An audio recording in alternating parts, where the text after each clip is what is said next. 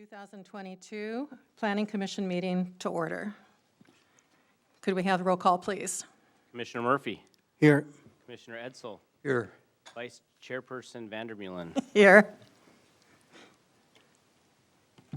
And then if we could have the Pledge of Allegiance, that'll be led by Commissioner Murphy.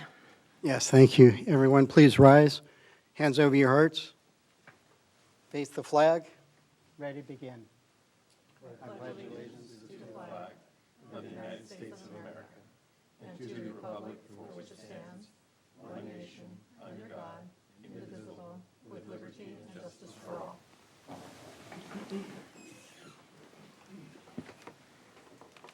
Okay.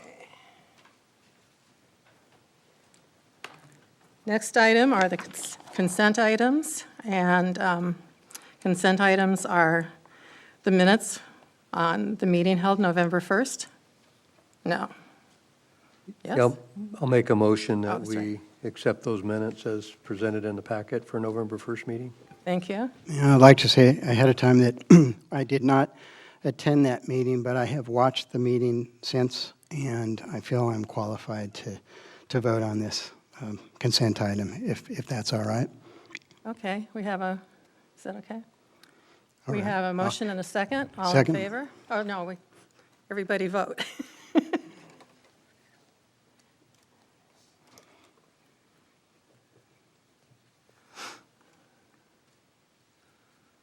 Okay, it looks like that was unanimous and that passed.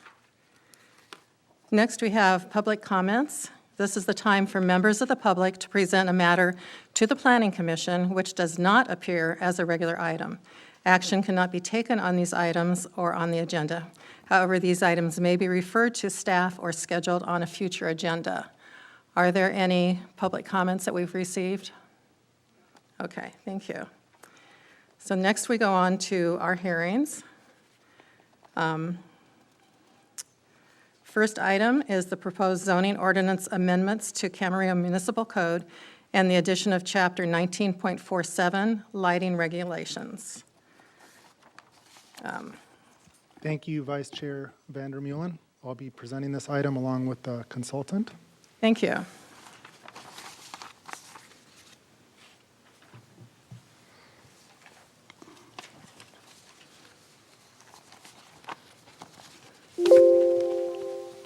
So the city is considering a zoning ordinance amendment of the municipal code to address exterior lighting, and we're addressing several chapters. In the residential zones, we're going to address rural exclusive and single-family residential, as well as residential plan development permit and mobile home park development.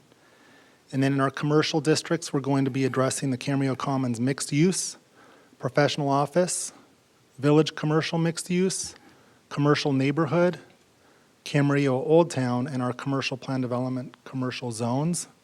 And then for industrial, we'll be addressing the service commercial, limited manufacturing, light manufacturing, and general manufacturing zones. And we'll also be addressing 1944 off-street parking ordinance. And we'll be indicating in all those zones that exterior lighting will be permitted subject to procedures and regulations in accordance with a new additional chapter in the municipal code, which will be Chapter 1947, lighting regulations, and it will be applicable in all zones, except for lighting in the public right-of-way. And then this evening, we'd like the Planning Commission to consider recommendation of adoption of City of Camarillo Lighting Fixture Guide. So our current municipal code dates as far back as 1974 through 2010 in the various sections that address lighting, and it does not address lighting in a comprehensive chapter that includes modern lighting practices. A current void in our municipal code is that it does not have lighting regulations in our rural exclusive residential zone nor in our single-family residential zones. And so without those municipal code regulations in place, we cannot address or abate nuisances that result from glare or light spillover in those residential districts. So the proposed ordinance would be applicable in these zones and would allow for staff to address nuisances if there were any that occurred. Also, our parking ordinance currently regulates a maximum height of light poles at 20 feet, and this is outdated and does not allow for flexibility for taller light poles on larger commercial or industrial properties, which, if used, can result in less light poles overall, which presents greater opportunities for landscaping inclusion of shade trees and other planting material in larger parking fields. So staff has been working on updates to the municipal code on regulations of lighting and incorporating lighting regulations into one comprehensive chapter of the municipal code. This is a better practice for the public as well as staff when implementing these guidelines. And the various existing sections of the code that we had already outlined above will be amended to indicate again that all exterior lighting will be permitted based on this new chapter. We started by presenting this concept to our Economic Development Land Use Committee on September 16th. And after they received the report and considered background and needs for updating the city's lighting regulations, the committee unanimously provided concurrence that we should move forward on development of an ordinance to amend the code and create a new chapter for lighting regulations applicable in all zones. Then in late September, on the 28th, we entered into a contract with Michael Baker International, and we brought them on board to help with drafting a comprehensive lighting ordinance and to create the lighting fixture guide. So we've been working closely with two professionals, Mr. Eric Yamashiro. He's a public engineer and a lighting design manager. And then we've also been working with Sarabi Barabaya. She's AICP urban planner and project manager helping us with the lighting fixture guide. And so at this point, I'm going to turn it over to Mr. Yamashiro, who's going to go through the rest of the presentation up to a point to highlight the ordinance and what parameters we've established. Thank you. All right, can everybody hear me? Great. Okay, great. So once again, my name is Eric Yamashiro. I'm a professional engineer, the technical manager for lighting design for Michael Baker International. I've done lighting design for 12, going on 13 years now in commercial, residential, and the federal sectors. So when I'm not helping Joe write lighting ordinances, I spend the bulk of my time designing two various lighting ordinances across the country. Oh, thank you. On this slide, just showing some of the resources that we were looking at when we were going over this ordinance. Some IES right there is the Illuminating Engineering Society. They set a lot of the standards for the industry in terms of lighting levels and control that we use today all across the country. And actually internationally. And then we also looked at other lighting ordinances here around Ventura County, other lighting ordinances elsewhere in the country, and then the IES also worked with the International Dark Sky Association in producing a model lighting ordinance, which we also looked at.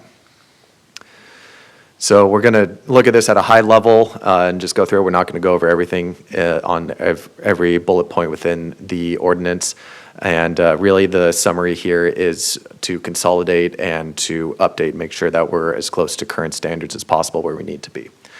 So applicability in this section, really wanted to highlight that this is going to apply to all zones and specific plan areas within the city except for the public right-of-way. And then also highlighting the still pointing to the community design element within the general plan. Under the general requirements section, we encourage in here the use of the most up-to-date lighting technology in terms of efficacy and efficiency. Currently, that is LEDs, which we mentioned specifically, but we wanted to leave it open for future technologies without having to update this section. And then we also wanted to make sure that we acknowledge California Green Building Standards, California Energy Codes in here as well to make sure that those are still being met within the designs. Prohibited lighting, first one here is making sure that everybody is meeting this ordinance. If they are not, then obviously they are not meeting item A. Item B, any flashing, alternating signal lights, things that are not being used for specific systems are going to be prohibited here. The exemptions there we'll go over in a minute, but those are for very specific applications. And then item E is the one that I think is really important for what we were trying to accomplish here, which is addressing glare and spillover light into other properties adjacent to these projects. Plans required. So this is what will be submitted, what projects actually have to submit plans to the city. So we're saying that this should be for commercial, industrial, office, mixed use, multifamily, and really anything that isn't a single family residential project. And then that these applications should be sent in with, by a civil or electrical engineer licensed to perform this work within the state of California.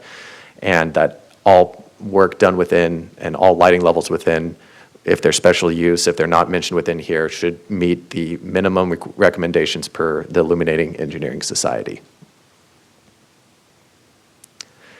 For design standards, here we are addressing, once again, what we mentioned before, that spillover lighting.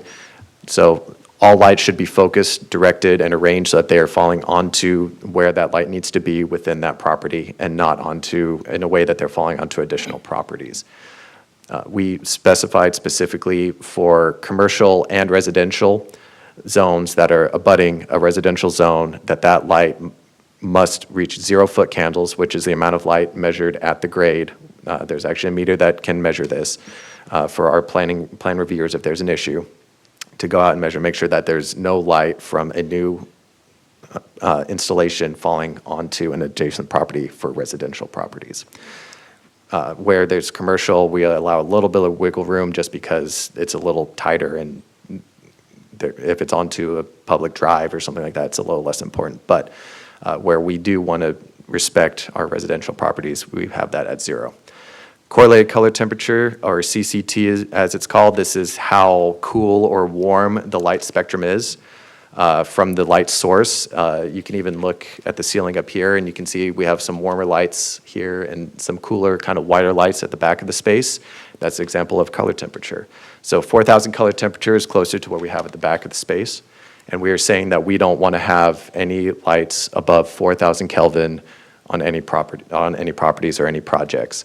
That still allows the lower and the warmer color temperatures to be used, but nothing above 4,000 Kelvin, nothing going bluer and into that higher spectrum of light.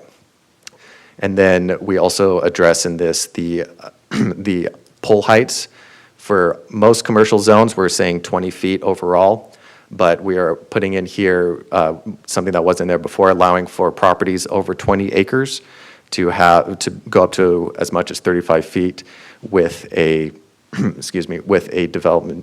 planned development permit. But we do say, even for those zones, if they're within 100 feet of residential, they do need to stay at that 20-foot mounting height. So making sure that they're still respecting those boundaries. Design guidelines.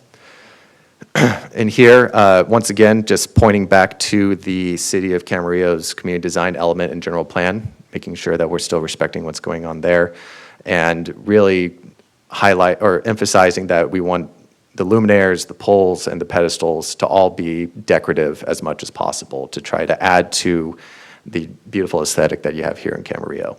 But at the end of that, section B there, also mentioning that we would prefer that light be cut off where possible.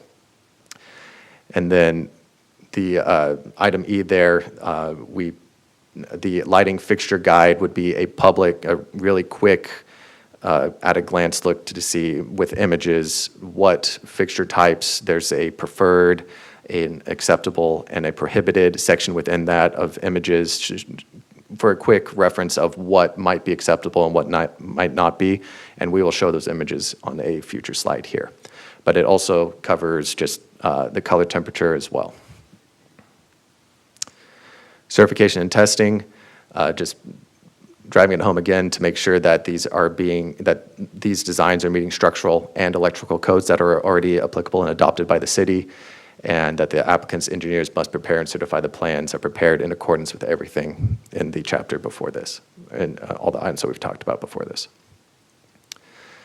So these exemptions, I mentioned this under the prohibited items. So the navigation beacons, obstruction markings, everything that you need for airport signaling for safe navigation by the FAA, and also railway signals, crossing warnings, traffic control, making sure that we are not prohibiting things that are required by other agencies for the safety of the public. And there's also other exemptions in here for certain decorative lighting for other very special purpose lights. Violations, penalties, and nonconforming systems, these two sections are new because everything was spread out before and we were bringing this in. These really didn't exist, so this really allows for enforcement of all the items that we have talked about before this. And then this is the images from the lighting design guide that we mentioned before. So this particular slide is preferred fixtures. What we're really pushing for here is decorative cutoff. So whether that's on a pole, wall-mounted, surface-mounted, on a canopy, or even bollard lights, the main thing to take away from here is that the lighting is all directed downwards and shielded, but still a decorative aesthetic kind of promoted. Under aesthetic, these are more utilitarian, but they're still very common. Wall packs, very common over egress doors, and then parking lot lights. Once again, making sure that these are cut off. All these are very acceptable. Then under prohibited, the main story here is unshielded light. So the wall packs that are unshielded, pushing light straight out, causing a source of glare. Floodlights without any sort of lighting control on them, where that usually leads to a lot of trespass lighting as well as glare. And then some older style area lights where a drop lens could also be a source of glare. Okay, thank you, Mr. Yamashiro. So I'm going to pick it back up here and share with the Planning Commission that last Friday, on December 2nd, the Ventura County Transportation Commission had presented our lighting ordinance for consistency to the Airport Land Use Commission, and they did determine that the proposed ordinance does include appropriate exemptions for the types of lighting relevant to airport operations and transportation. They also made a determination that it was consistent with the Naval Base Ventura County Joint Land Use Study that was completed in 2015, and that the lighting regulation ordinance meets the recommended standards of the JLUS, which is the acronym for the Joint Land Use Study. And ultimately, the commission voted unanimously in favor of the consistency finding based on the staff recommendation that the proposed lighting regulation does permit lighting consistent with established regulations, but really to prohibit glare and spillover, and includes an exemption for navigation beacons and airport lighting needed for aviation safety. And the Airport Land Use Commission determined that the proposed ordinance is consistent with the Airport Comprehensive Land Use Plan. So we have under our community design element existing light design guidelines. Light fixtures should be complementary to the character and style of development. Spotlighting or glare from any site lighting should be shielded from adjacent properties and directed at specific objects or targets. And exposed bulbs should not be used, and cutoff lighting is preferred. Lighting should be incorporated into landscaping and the theme of the buildings. Fixtures should be enhancing the creative style and theme of the project, and that would be encouraged. Fixtures should be of high-quality design and vandal-resistant and durable. An innovative use of night lighting should be used to add to the character of the buildings while minimizing light and glare, so lighting and illuminating footpaths or fountains or water features, public art. Lighting should be controlled by a timer within 1 hour after closing. Lighting in parking areas should be reduced to a minimal level necessary for safety and security. And the illumination of signs and landscaping should be curtailed at that point. And then energy-efficient lighting shall be used to the extent possible. So we highlight this information from pages 45 and 46 of the community design element and verify and confirm for the Planning Commission that our proposed lighting regulations ordinance is fully consistent and complementary with these design guidelines. So with that being said, with the updated ordinance, we did want to have a handy one-pager that we could share with the public and customers and developers at the counter so that it would facilitate ease of implementation of the ordinance. And so we came up with the City of Camarillo Lighting Fixture Guide, and it shows that the maximum Kelvin scale could not exceed 4,000. So they could go less, but they could not go higher than 4,000 Kelvin. And then you've already seen the exhibits that were highlighted by Mr. Yamashiro, but this would now be on a one-pager where we would have this hopefully approved by the City Council by resolution on the opposite page. So it would be the reso on one side and then this exhibit on the other. So very quickly, just kind of a recap of where we've been and where we're going. We started in the middle of September with the Economic Development Land Use Committee meeting, and then entered into a contract with Michael Baker and Associates shortly thereafter. We had, on December 2nd, last Friday, the Airport Land Use Commission findings of consistency with the Airport Land Use Comprehensive Plan. And then tonight, we have the Planning Commission public hearing, and we anticipate a City Council public hearing on January 11th. So we do recommend that the project be determined exempt, that ultimately the City Council find that the project is exempt under the common sense exemption, and also under Section 15308 that exempts the ordinance because it's being designed to protect the environment. And so the suggested action is that you do recommend that the proposed ordinance is exempt from CEQA, and that you adopt a resolution recommending approval to the City Council of the proposed ordinance to amend the municipal code and all the chapters that we've outlined, including the parking ordinance, which would then be in accordance with the proposed addition of Chapter 1947 lighting regulations applicable in all zones, and then also recommend approval to the City Council of a resolution that would adopt the lighting fixture guide. So that concludes staff's presentation. Thank you. Do we have any comment cards or public comments related to this before we go to questions?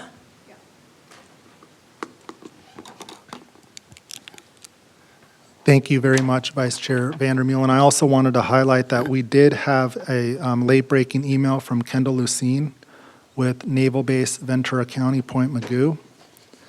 And he's the Community Plans and Liaison Officer for the Naval Base Ventura County.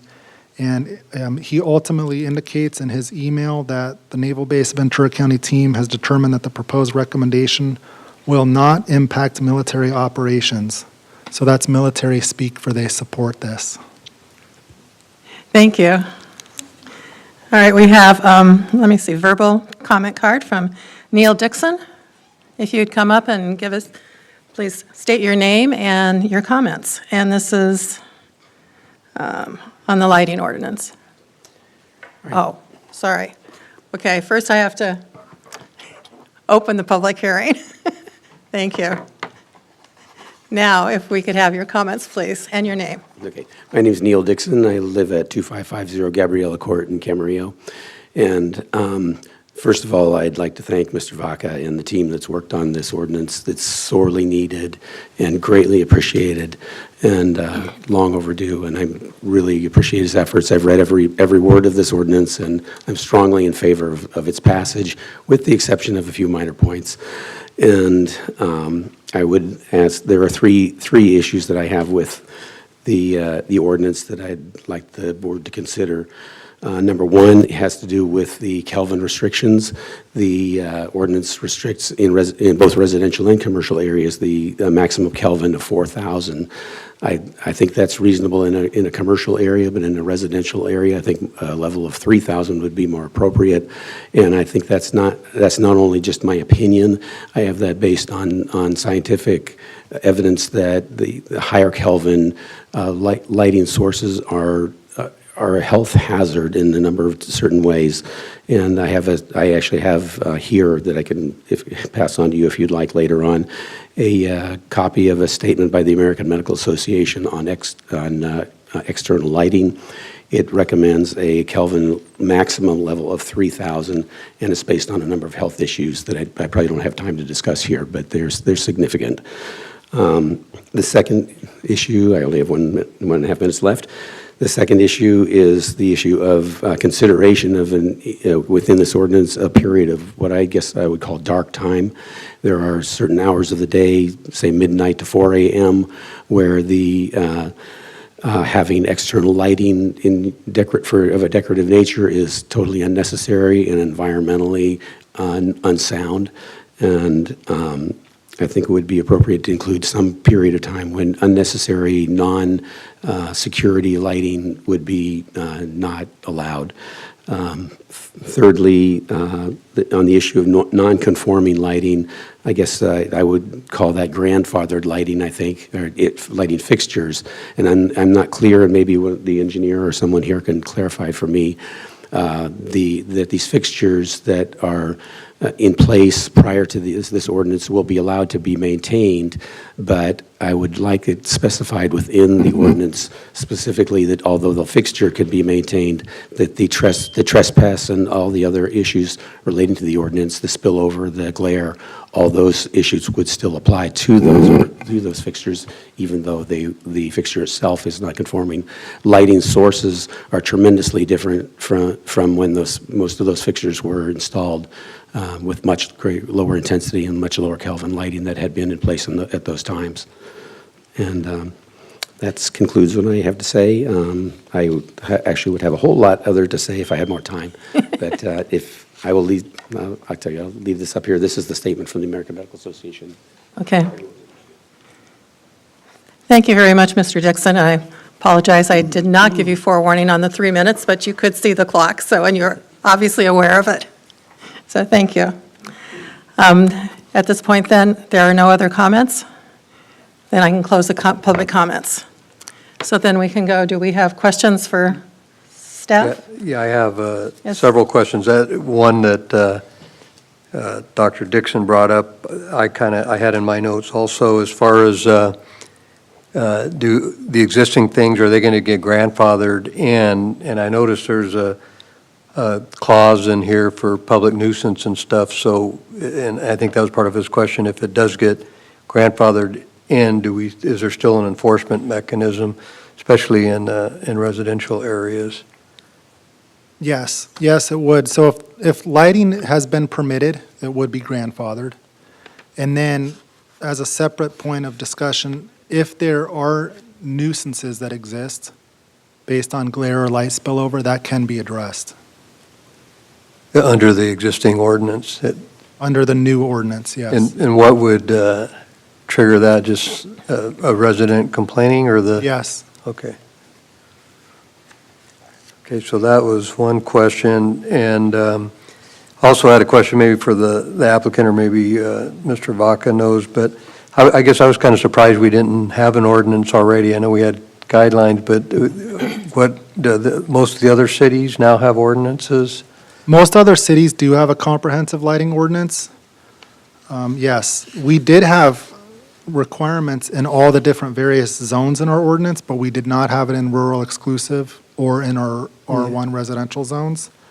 But if you look at the resolution, you could see in the underline and strikeout that there were typically a couple sentences in each zone that would just say lighting including spotlights, floodlights, electrical reflectors, and other means of illumination for signs, structures, landscaping, parking areas, loading areas, and the like shall be focused, directed, and so arranged as to screen the source of light, direct the light down to prevent glare, and direct illumination on streets and adjoining property.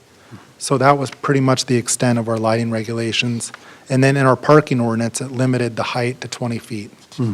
So that's why it's important, since we're doing the update, that we try to make sure that we're addressing more modern, contemporary standards. And then I think it's better in the comprehensive chapter in the ordinance that's referenced by all the other zones. Yeah, I noticed that there's a requirement under the ordinance to submit plans for commercial buildings and they get certified after. Was there any reason why residential wasn't included in that, or how? So if it was a multifamily residential project, they do have to submit a photometric lighting plan. But if it's a single-family home, we didn't think that it was warranted or reasonable to require them to submit a lighting plan.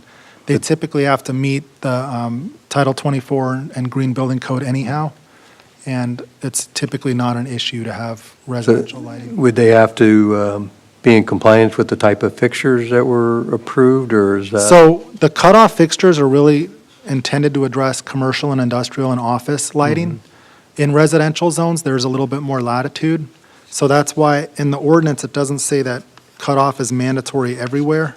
But in residential zones, for instance, you could have like a more decorative wall sconce, for instance, as long as it didn't create glare. Okay, so the overflow lighting in a residential area would be, policed or monitored by someone complaining that if it's a nuisance or something like that? Correct, like a traditional code compliance matter. Okay, because prior to the ordinance, what if there was a complaint, there was no mechanism to enforce that, or? That's correct, and we've had that circumstance come up in the past. Okay. let's see, I just got a couple more, I think. Yeah, and then the public right-of-way exemption, that's just because they're safety lightings and they're not going to comply with this because they're up for safety purposes? Yes, Is that- that's correct, and street lights, traffic lights, that's right. Okay. Okay, that's all I have for right Okay. now. Thank you. Commissioner Murphy? Yes, thank you, Vice Chair, Acting Chair Vandermeulen. Thank you to the staff, Mr. Secretary, for the presentation, Dr. Dixon for your comments, Mr. Yamashiro for your presentation as well. I wanted to clarify what Commissioner Etzel had touched upon, which was, I think, was in the violations penalty section 19.47.100, page 9 of the staff report, item B. It seems to give the city, under this ordinance, the ability to review lighting systems that are perceived to be a nuisance without having to be in violation of the new ordinance, should this ordinance pass. Is that correct? Yes. Okay. And then on page 10, in the non-conforming systems, I think I've just answered my own question, but if a system has become non-conforming by virtue of a new lighting system that was not permitted, that system would not be legal non-conforming. Is that true? Yes. So if there was, for instance, a commercial property that retrofitted their lighting and put in new lighting without permits, that wouldn't be considered legal nonconforming. Right. Or another example might be in a residential zone, someone has a tennis court and they redo the lighting and it's quite a bit more obtrusive or whatever. That would not be a legal nonconforming because they didn't obtain a permit for that. Is that correct? That is correct, yes. All right. And then I have a question for Dr. Dixon. You mentioned so if you could come up, please, the 3,000 Kelvin versus 4,000 Kelvin concerns that have been expressed, that you expressed, and I think you referred to some studies that were approved by the AMA. Could you be a little more specific about what the issues are with 4,000 versus 3,000 Kelvin? Well, of course, I have an engineer behind me, so he'll probably be horrified by my explanation of things, and correct me if I'm incorrect. But the lighting that we see in the room here is not a light. It's a mixture of multiple colors of lights that give us this white or whitish sort of color. And the more amber color is a predisposition toward red, and the white in the back is a predisposition toward blue. High Kelvin lighting is high in its blue intensity, and blue lighting there's a number of studies and an emerging science on the harmful effects of excessive exposure to blue lighting. And those adverse effects are things like insomnia, obesity, sleep apnea, type 2 diabetes, retinal disease, and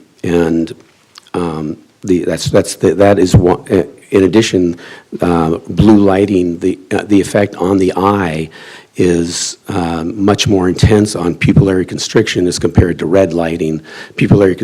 So for elderly people in particular, when they're out in the evening and they're exposed to high Kelvin lighting, the blue nature of that lighting causes increased pupillary constriction, and rather than enhancing their ability to see, actually diminishes their ability to see, and can make it more dangerous for them. And so these are the reasons that the AMA points out as to some of the reasons why that they recommend this lower Kelvin lighting. That I think probably everybody can I'm taking too much time, but everybody can has driven down the street and had a car driving at them with these high intensity white, blue, LED lights that the driver behind the wheel can see, but nobody else can see. And that's, to me, in my mind, that's actually creating a danger rather than a benefit. So a low-intensity lighting by reducing the Kelvin, you don't actually reduce the amount of light. If an engineer I'm sure would agree on that. The amount of light is measured in lumens or candle power. The Kelvin is only the color of the light. So you can have just as much light with a 3,000 Kelvin light as you can with a 5,000 or 6,000 Kelvin light. So you don't diminish the safety or your ability to see at night. In fact, you probably enhance it to some degree. All right, thank you. That's probably more than you asked for, I'm sorry. No, I asked for specifics and you gave them, thanks. So I had a question, if you don't mind. Were you suggesting the 3,000 Kelvin for both the commercial and residential, or you were more concerned in the residential area? Well, I'm more concerned in the residential areas because I think it's a quality of life issue in addition. I mean, I don't know how many people here prefer to have a bright white light shining on them, or whether they prefer a nice amber, yellowy sort of light. I think most people prefer the more yellow lights. So for quality of life issues, I think in a residential area, that would be preferable. I do understand if I've got a business and I want my business to pop and I want to put a high intensity light on there, I could see why that might be more beneficial in a residential area, in a commercial area, and that's why I sort of made the distinction between the two. Thank you. Thank you. Are you done with your questions? I am done with my questions. Thank you. Let me see. I think to kind of tag on to Commissioner Etzel's as far as the residential and the lower or lights becoming a problem, isn't that kind of covered in the fact that they can't extend past the lot lines, or the light can't shine past the lot lines? Yes. Okay. And if it's a larger property that can have the up to 35-foot tall lights, would it only be the edges of the property or the parts of the property close to a residential area that would have to be lower, and they could have taller lights over the rest of the property? That's correct. Okay. I just wanted to kind of clarify that. And, We don't anticipate that happening, if ever, because we don't foresee a scenario where a property will be 20 acres or larger adjacent to residential. okay. I can't say it would never happen, but I'm pretty sure the likelihood is slim. Okay. We're kind of closed on as far as new shopping centers next to residential and such, as far as land use and such, but we still do have some that still border up to properties that might want to change their lights out. So I was just a thought I had. And then a question that I did have for our consultant here, I just wanted to kind of verse this online in that we were talking about like car lots and places that had the shorter lights that want to go to brighter lights or the taller lights, or no, to the brighter lights. But could you explain again how they can do that by going to the higher lights, to taller lights? So there's two different things you're talking about there. So if they want to go to higher lights, it's usually so that they can get a better coverage and then they can reduce the number of poles. It's usually why you want to go to a taller light. Okay. If you want to go to a brighter light, so I guess the example of a car dealership, they want their product to be as bright as possible to draw people in. That's what the higher light level is typically about in that situation. Maybe it's a safety, though. Let's go to the other end where we're not starting with the bright and going brighter. Maybe it's already too dark and they want to increase the light level. That's where increasing the light level from an existing source at a certain mounting height would be beneficial. So basically, from what I got from that instead of going to a brighter light, they can go taller with the same or even lower light and still get the coverage that they want and the visibility that they want. Correct. And also by raising it up higher, it pulls it out of the view, and so it can also reduce glare in those situations, just depending on the specific situation. All right, thank you. And Madam Chairman, I have a question for our Sure. consultant, if you don't mind. go right ahead. Yeah, do you have any comments on I know that, that there's also a 5,000 Kelvin, and that's disallowed in our ordinance. And what are your comments or professional thoughts on, the 4,000 versus the 3,000 as expressed by Dr. Dixon? So I'll try to keep this short, because he's right. There are these studies that are done, that have been done, because the main thing that it's affecting is our circadian rhythm. And it's a very specific wavelength, I believe, and you may be able to correct me on this, but I think it's 532 or 538 nanometers is the specific wavelength that they are targeting, because there's a specific photoreceptor in our eyes that receives that wavelength and is stimulated, and it affects the processes within our body when they start throughout the day. And to summarize, what most of the studies are saying is or what they're starting to find out, adding on to the study that he might actually have the more recent studies as well, but what they're finding is that it's about intensity and duration are two of them, and then of course that one wavelength are the major factors, the more prevailing factors with that with that blue light. So depending on how much of that specific wavelength is in that light source is one factor.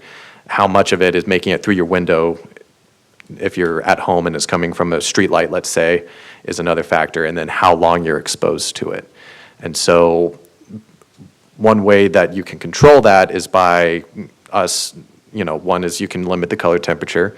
Two, you could also limit how long that light is on, but three, you can also make sure that that light doesn't make it into the window, which is what we try to address as far as making sure that if there's a nuisance and if somebody is having that issue, they have a way to complain and say, I'm having this blue light coming into my window and it's causing this issue.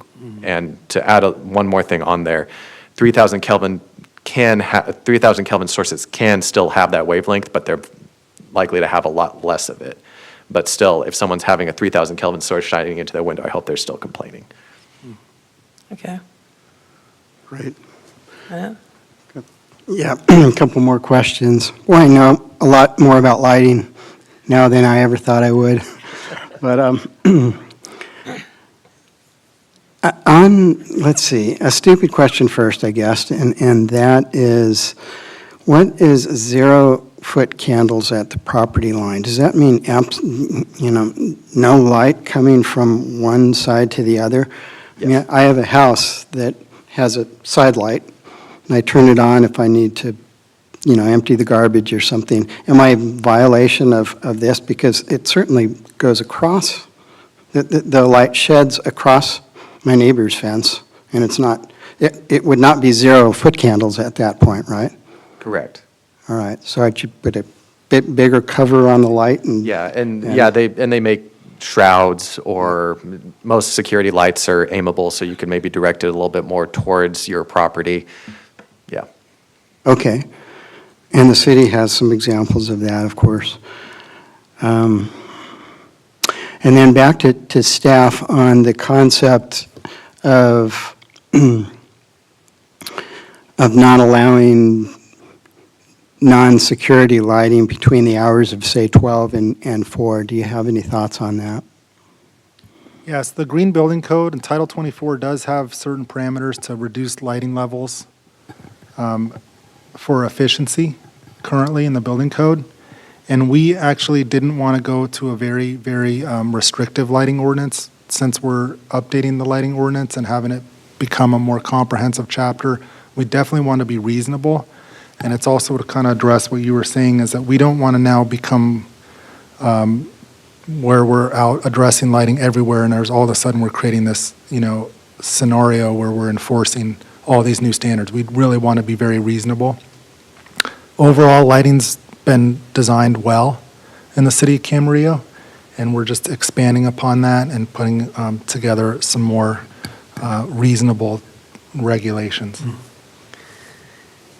But with that being said, if there was a particular issue under the ordinance, you would have the tools to go out and address the nuisance, yes? Now we would, yes. Okay. without becoming the light police in town. Yeah. That's the intent, yes. Yeah, all right, thank you. Okay.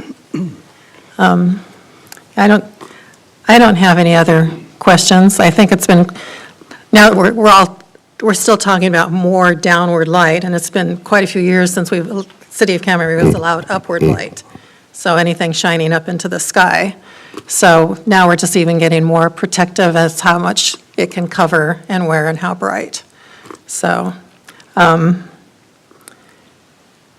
I was pretty pleased with what I was reading as far as what the intent was to do. I also definitely understand the brightness of the lights as what Dr. Dixon was talking about from cars and different stuff, because I do have a lot of sensitivity to light.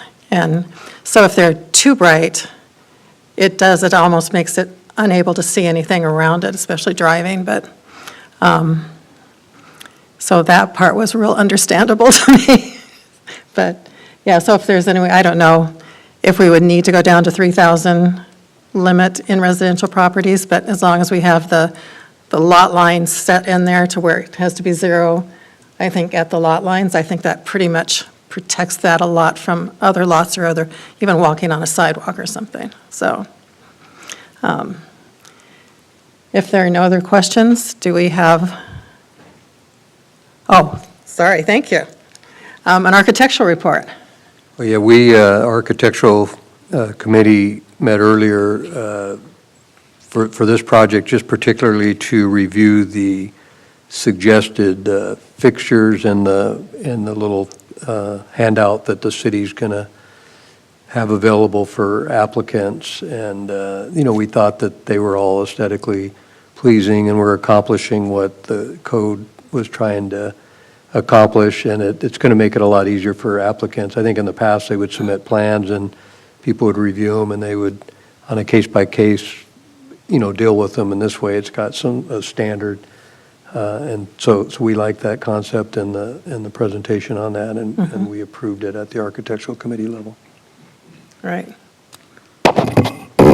Okay. So now if there's, without any other discussion? Well, one last thing, going back to the 3,000 versus 4,000 degrees Kelvin, I think on the basis of the testimony we heard here tonight, both from Dr. Dixon and the consultant, I would like to, I will move to modify the section 19.47065, and I'm not sure if I should do that after the call for resolution or at what point I should do that. So you can make your recommendation now, Okay. and then I'll call for the resolution, and then you guys can vote on it. Okay, so my recommendation would be on page 6 of the staff report, section 19.47.065, design standards. Item B will now read, or is proposed to read, the correlated color temperature for all exterior lighting must not exceed 4,000 degrees Kelvin, comma, with the exception of residential zoned properties where all exterior lighting must not exceed 3,000 degrees Kelvin, period.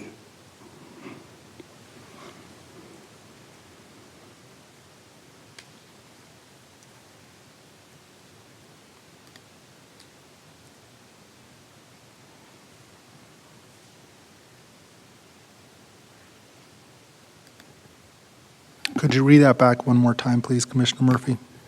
Yes, so that paragraph B of 19.47.065 design standards is proposed to read, the correlated color temperature for all exterior lighting must not exceed 4,000 degrees Kelvin, comma, with the exception of residential zoned properties, comma, where all exterior lighting must not exceed 3,000 degrees Kelvin, period.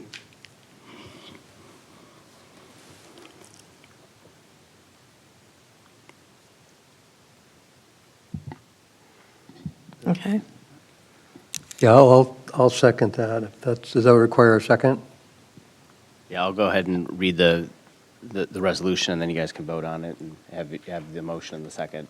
I wanted to get out there first what the proposed revision was, Okay. and then I'll read the ordinance, the proposed ordinance, and then you guys can make the motion and second and then vote. Okay, great. Thank you.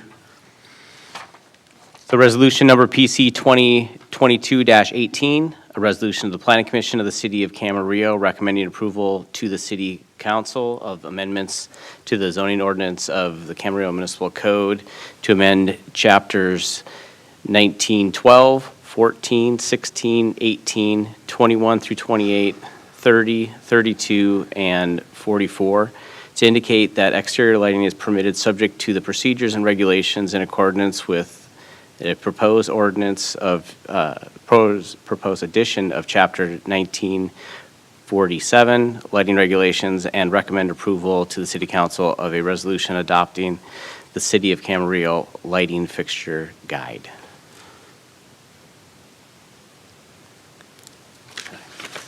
So do you make a motion to waive further reading, but moved? Is that right? Yes. To waive further reading and adopt with the modification that Tom proposed? Yes, that's correct. I'll second. Okay, all in favor? Or, please vote.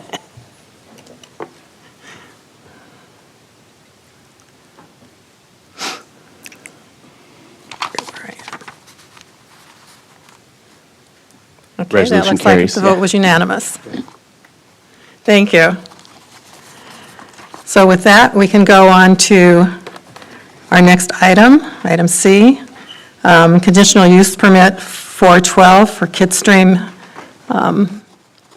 Kids Museum, an activity center. Thank you, Vice Chair. Our planning manager, Jackie Lee, will make this presentation. Thank you. Good evening, Vice Chair Vandermeulen, Planning Commissioners. Kidstream is requesting approval of a conditional use permit for the reuse of the existing 16,750 square foot former library building into a new children's museum, including the construction of a new 19,000 square foot outdoor exhibit space and expansion of the existing parking lot within Bob Kildee Park. The project site is located southeast of Ponderosa Drive and west of Eston Street. The approximately 2-acre parcel owned by the city is currently occupied by a single-story building that was constructed as a library in 1974.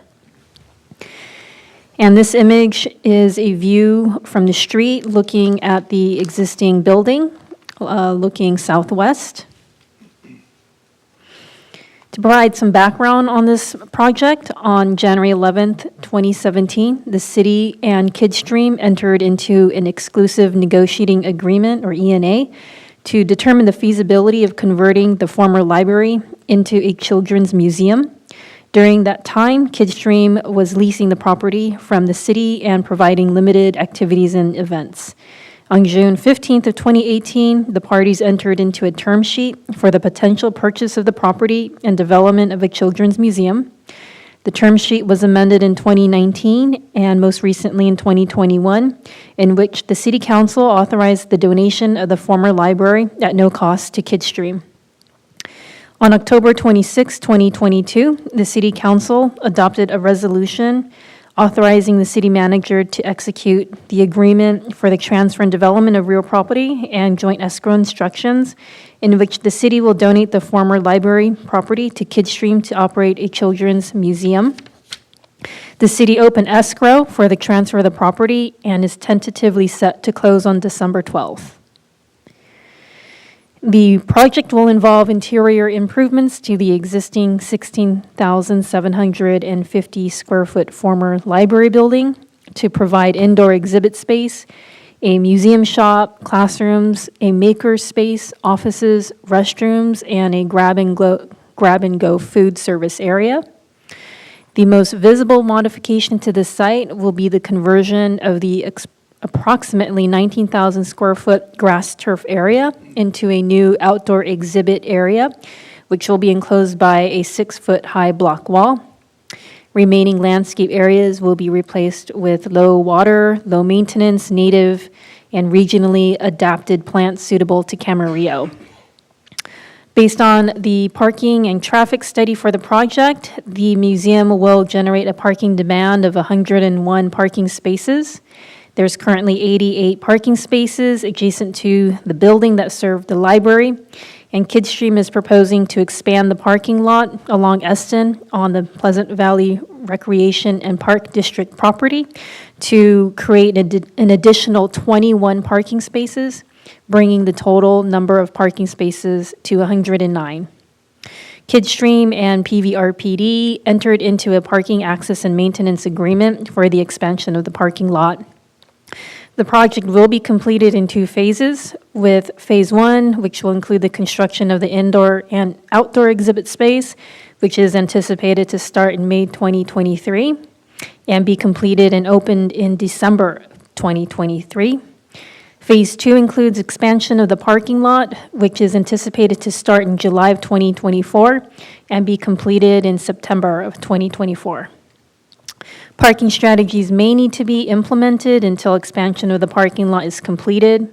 Special condition of approval requires submittal of a phasing plan, supported by a parking study that demonstrates that at each phase, sufficient parking will be provided. The project will also include a public art feature, such as a mural, to be installed before the completion of Phase 2. A condition of approval requires approval of the artwork by the Planning Commission prior to fabrication and installation. And here's a rendering of the new main entry canopy, which is proposed at the southwest corner of the building. It will be constructed of wood architectural beams, and the building will also receive a fresh coat of paint to match the existing color palette. The project was reviewed in accordance with CEQA, the state CEQA guidelines, as well as the city's environmental guidelines, and was determined to be categorically exempt under Class 32 infill development projects under CEQA guidelines section 15332. No additional review is necessary. Staff has reviewed and found the project to be in compliance with all municipal code requirements and consistent with the goals and policies of the general plan. The interior improvements and the new outdoor exhibit area will enhance the function of the building and exterior space for reuse as a children's museum. The property served as a library and community center for 30 years. The reuse of the property as a children's museum is consistent with the use of the property for public use. The project will positively contribute to the character of the community by creating a place for social interaction and learning. The proposed children's museum will provide an engaging environment where children of all ages can explore, play, and discover. The proximity to the Boys and Girls Club and Bob Kildee Park provides a synergy of cultural and social activities to the community. The project also promotes the goals of the city's economic development strategic plan by increasing attraction of tourists and visitors to Camarillo. The Children's Museum, that is estimated to attract approximately 150 guests per year, will also patronize local restaurants, shops, hotels, and other attractions in the city. In conclusion, staff is recommending that the Planning Commission find that the project is categorically exempt from the provisions of CEQA under Class 32 infill development projects and adopt a resolution approving CUP 412. The action of the Planning Commission is final unless an appeal is filed within 10 days of your action. And that concludes staff's report. Thank you. Do we have any questions of staff to start with? I don't at this time. Yeah, just one. On the agreement with PV Parks and Kidstream for the 21 extra spaces, that area, are the provisions of that agreement such that Kidstream will have exclusive use of those 21 spaces? Yes, the agreement does set forth that it will be for their use during certain times that Kidstream will be open as a museum. Okay, thanks. That makes sense. Hold on. I was thinking, I thought I read where that it still had to be available to others to use of the public in the park. Let me see here.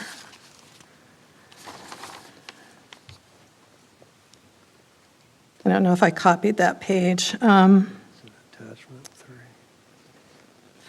But it's somewhere, I did read that it still had to be, those additional areas had to be available to staff, to park and recreation staff, and to public use of the park.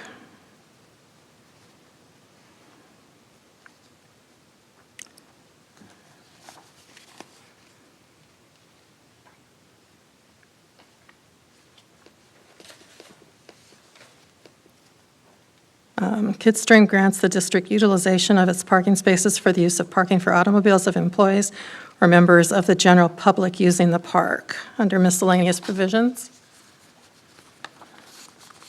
And I'm having trouble getting all the writing up on my computer, so on my tablet, it's kind of, I'm a little lost here. It's on that attachment 3, and it grants them a non-exclusive right to access and use of the shared parking to park, and then Kidstream may access the shared parking Tuesday through Saturday, 10 to 5, Sundays, 12 to 5, and holidays and special events will be communicated and approved by the district. Yeah. Because I was going to say, for me, I know when I've been over there to check on the use of the tennis courts and the different things, and when I was driving around, you do get public parking in there for use with the backboards, to shoot on the backboards, or even to have access to the tennis courts. Not a lot, but, just in the one portion that's already there. So. Yeah, 'cause I'm reading on the page 2 of this too, under the non-exclusive right, it says that the Park and Rec has a right to use it to the extent that it does not interfere with the rights granted to Kidstream under this agreement. So I think if it interferes with what they do, then Kidstream would have priority to it, from what I interpret this.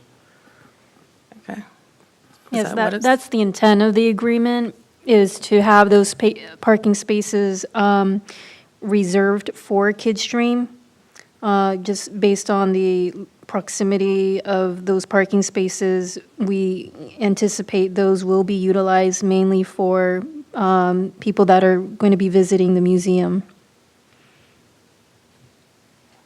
Okay. Right, and then it does have specifically the hours, the days and hours of operation of the museum in which those parking spaces will be provided for use by Kidstream. And then there is also a paragraph in the agreement in which it states that the district will not enter into other agreements for the right to use any portion of the shared parking area with any other organizations, entities, or individuals or parties. Right. Okay. So there were just, I guess as I read down, and I'm reading one and then I'm reading the other one, it wasn't really telling me which one took priority or total oversight of it, during hours of operations, so. And I just didn't know if they have total use of it during hours of operations, then people using the backboards and the tennis courts would have to they'd be either walk more parking on the street as there is now, or walking further from the parking lots that are over by the swimming pool and such. Yeah, I mean, we don't anticipate that would occur. This agreement is mainly setting forth Kidstream's rights to use that parking area for their museum. Okay. Thank you. That's a little clearer. Thank you. Any other questions of staff? I think mine are more from the applicant, so could we hear from the applicant? We do that before we ask for comments? Okay.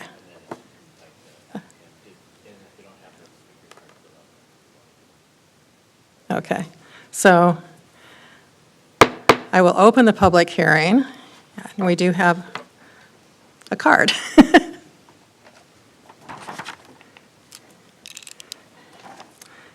Okay, this is from Jonathan Solorzano Hamilton, and if you could come up and introduce yourself, and you will have 3 minutes to talk. And this is on this agenda item. Thank you.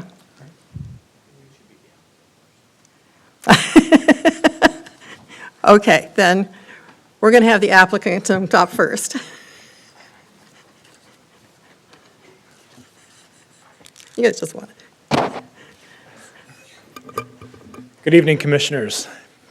Thank you for this opportunity to share a little bit about our passion for this project. We appreciate your inquiry to the CUP and the CEQA exemption.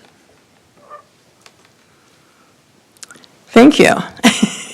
And, do we just want to go into questions?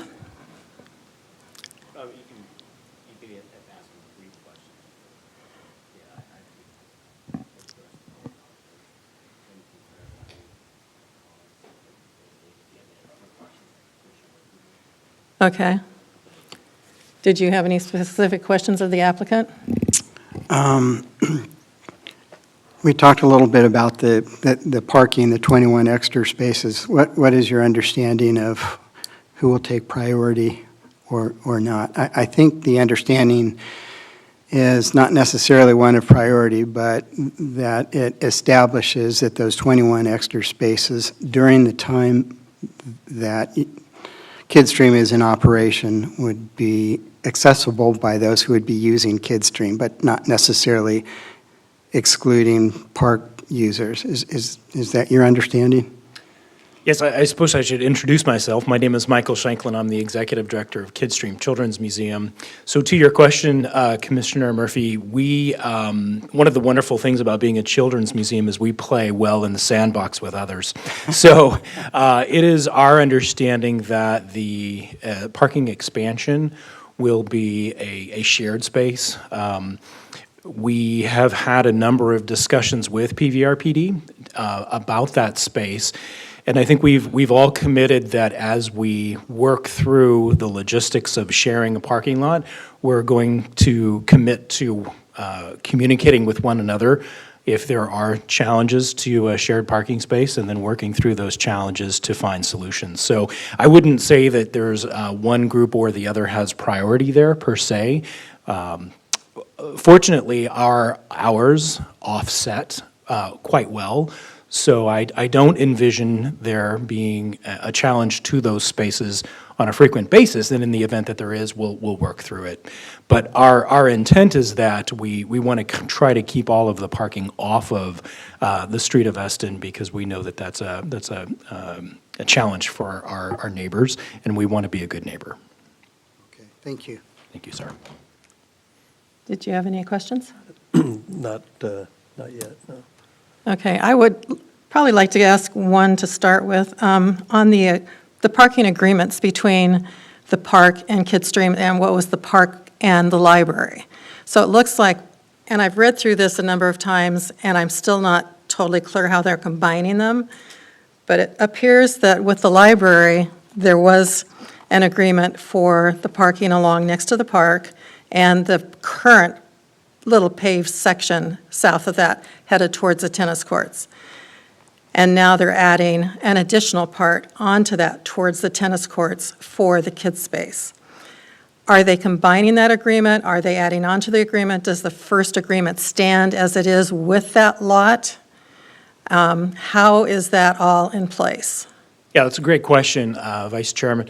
So what we have agreed to do is put a certain number of triggers in place so that when the museum begins to need to expand, that we can then incite those triggers to work with PVRPD to access that additional land to create those additional parking spaces.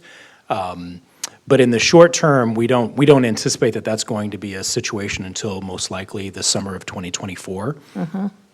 And I think one of the other important component to note is that We've worked with the city to look at a phasing plan for our exhibits, and then we can also enact situations where we limit the number of tickets that are sold so that we internally can control the number of people parking at the museum, or at least attendance, and then thereby a parking. Yeah.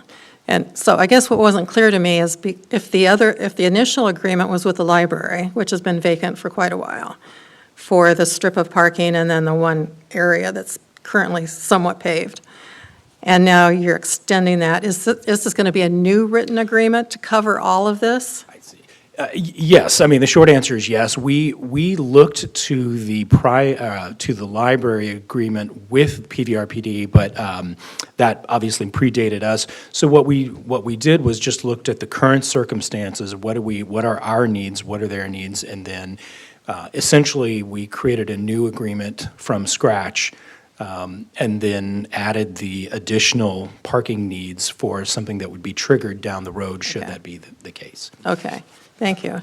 Yeah, because I didn't see that it was anything that was really recorded or attached to the property. And I just wasn't understanding how they were combining to the new agreement. So thank you for explaining that. Yes, of course. And I don't think I have any other questions right now for you, so. Okay, well, I just wanted to thank you all, thank the staff for the hard work on this project. We're very proud of this project and know that it's going to be one of the gems for the city. So thank you all so much. Thank you. Okay, now we can go back to public comments? Okay, so then could we have Mr. Solorzano Hamilton come back to the podium, please? And you have your 3 minutes. All right. If you could introduce yourself first. Yeah, my name is Jonathan Solorzano Hamilton, and I live at 1240 Milligan Drive, approximately 700 feet from the proposed site. I have been a homeowner and resident of this neighborhood for nearly 8 years, and I strongly support the conversion of this site into a children's museum. I see substantial benefits and very few downsides. My wife and I actually stumbled upon an early Kidstream meeting when we were walking our then infant son through the neighborhood, and we were thrilled that something was going to happen with the derelict library that's just been sort of slowly decaying in the corner of the neighborhood. And that's one of the reasons why I support this. The Bureau of Housing and Urban Development ran a longitudinal study in Baltimore from 1991 to 2010 that showed that abandoned and vacant buildings have a very strong depressive impact on property values. It gets worse and larger in radius the longer they stand vacant. In contrast, Williams College, among other places, have run studies that have shown that there is a net positive increase of over $10,000 typically in neighborhood property values associated with the installation of museums nearby, as compared with comparable neighborhoods that don't have children's museums. So as a homeowner and a resident of this neighborhood, I've been a strong supporter of this project for a long time. Full disclosure, I am a donor to Kidstream and will be an incoming member of the board next year. But it is something I'm just desperate to see as an improvement to our neighborhood and feel very strongly, passionately in favor of. With regards to the parking situation, I am in the neighborhood probably more than anybody else in this room. So I drive past that park or walk past that park a couple of times a day, every day. I think I typically see between 5 and 8 cars there. During lunchtime, most of the time, folks go in there to have lunch. And outside of those hours, it's typically teenagers getting away from their house to do stuff in an empty parking lot that they don't want to do in their homes. So I'd much rather have a nice and community benefiting use of that space that would improve it for my community. So I just strongly support this project, and I hope it goes forward. Thank you. Thank you for your strong interest in it and support. Do we have any other questions that we want to, did you have some? Not as part of the It's public just- hearing. Pardon? Just Not comment. till after the public hearing is closed, I guess. Oh, yeah. Oh, I have to close the public hearing. Yeah.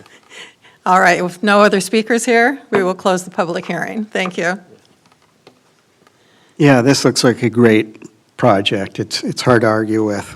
The collaboration with the city and community partnerships that have been established, a lot of work has been put into this, and appreciate the hard work that the city staff has put into it, and as well as the applicant and the additional supporting comments by Mr. Hamilton. It's just an exciting opportunity for the youth in our community to have a venue to learn and learn in a fun way. So I can easily support the project. What's that? Yeah.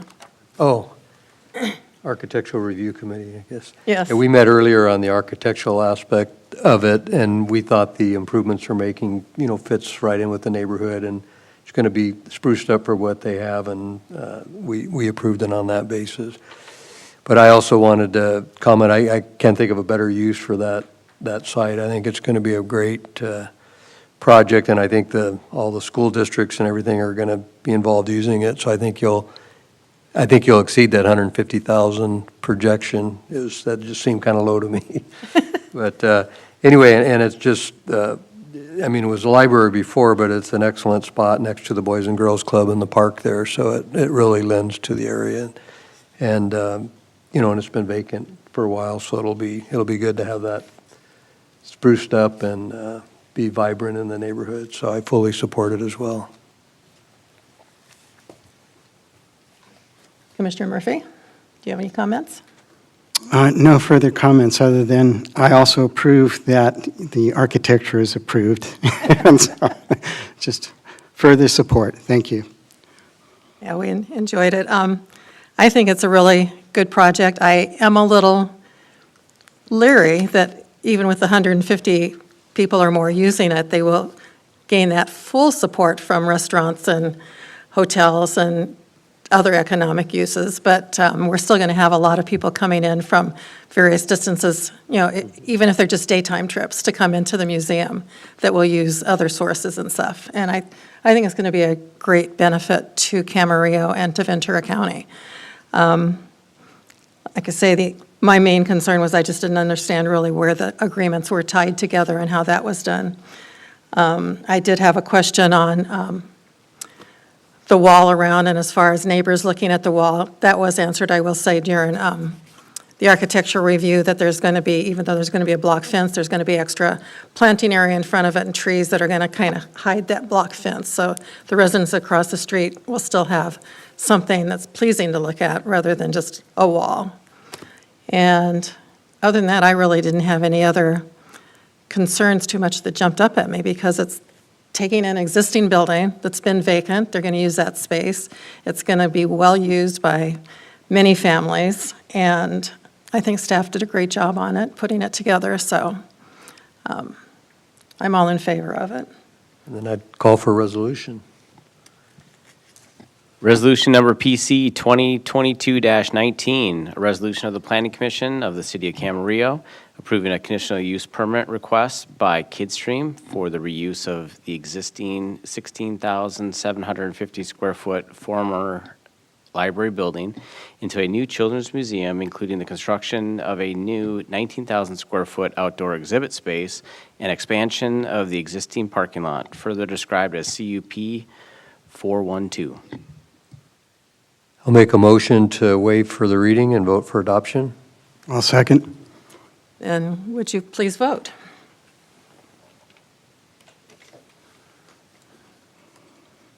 And that looks like it passes unanimously.